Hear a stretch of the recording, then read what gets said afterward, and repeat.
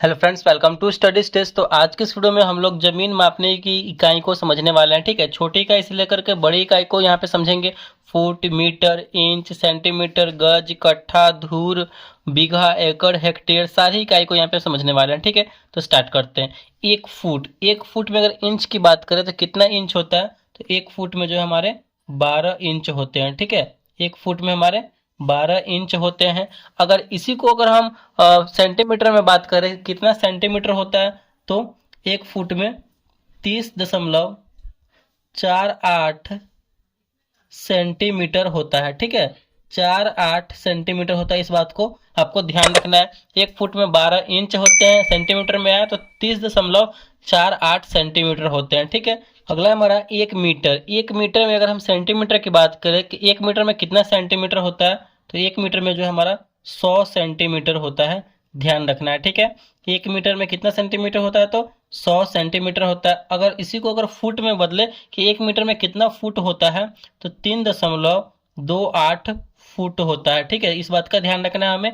एक मीटर में 100 सेंटीमीटर होते हैं, फुट में जाए तो एक मीटर में 3.28 फुट होते हैं। अगर एक मीटर में मिलीमीटर की बात की जाए कि एक मीटर में कितने मिलीमीटर होते हैं, तो एक मीटर में जो है 1000 मिलीमीटर होते हैं। ठीक है, 1000 मिलीमीटर होते हैं। यहाँ पे हम एक क्वेश्चन से 3 आंसर यहाँ पे निकल रहा है, तो अच्छे तरीके से देखते चलिए कि एक फुट में कितने इंच सेंटीमीटर होंगे, एक मीटर में कितने सेंटीमीटर, फुट, मिलीमीटर कितने होंगे। ठीक है, चलिए ये हमारा एक मीटर में 100 सेंटीमीटर, फुट में जाए तो 3.28 फुट, अगर एक मीटर में मिलीमीटर में जाए तो 1000 मिलीमीटर होंगे। अब यहाँ पे एक इंच में कितने सूत होते हैं? तो एक इंच में जो है 8 सूत होते हैं। ठीक है, ध्यान रखना है, एक इंच में 8 सूत होते हैं। चलिए यहाँ पे हमारा एक इंच का हो गया। यहाँ पे अब आता है हमारा एक सेंटीमीटर। एक सेंटीमीटर में कितने मिलीमीटर होते हैं? तो एक सेंटीमीटर में जो है 10 मिलीमीटर होते हैं। ठीक है, 10 मिलीमीटर होते हैं।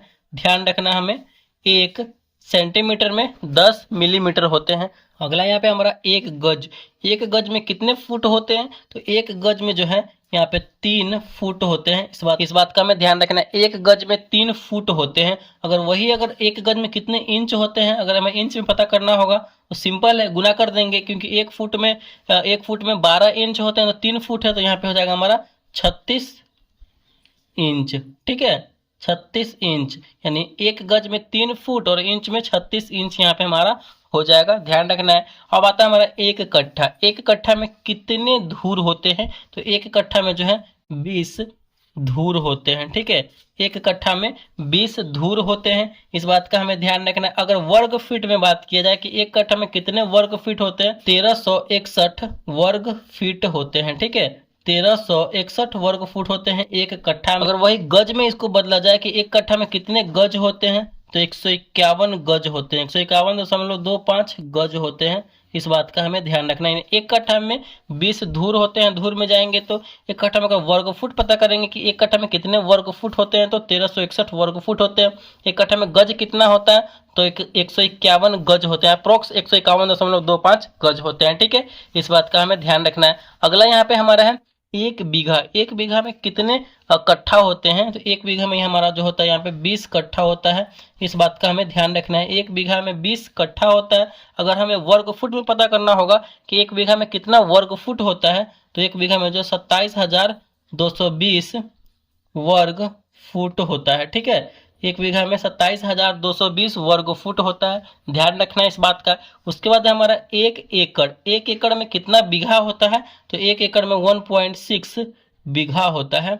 इस बात का ध्यान रखना। अच्छे तरीके से इसको लिखते चलिए, फिर कहीं पे याद करते चलिए। ठीक है, एक एकड़ में अगर पूछा जाए कितना बीघा होता है, तो 1.6 बीघा होता है। अगर कट्ठा बात किया जाए कि एक एकड़ में कितना कट्ठा होता है, तो अप्रोक्स यहाँ पे हमारा 32 कट्ठा होता है। ठीक है, एक एकड़ में 32 कट्ठा होता है। इस बात का ध्यान रखना है हमें। अगर एक एकड़ में वर्ग फुट की बात की जाए कि कितना वर्ग फुट होता है, तो 43,560 वर्ग फुट होता है। ठीक है, एक एकड़ में 43,560 वर्ग फुट होता है। ध्यान रखना है इस बात का।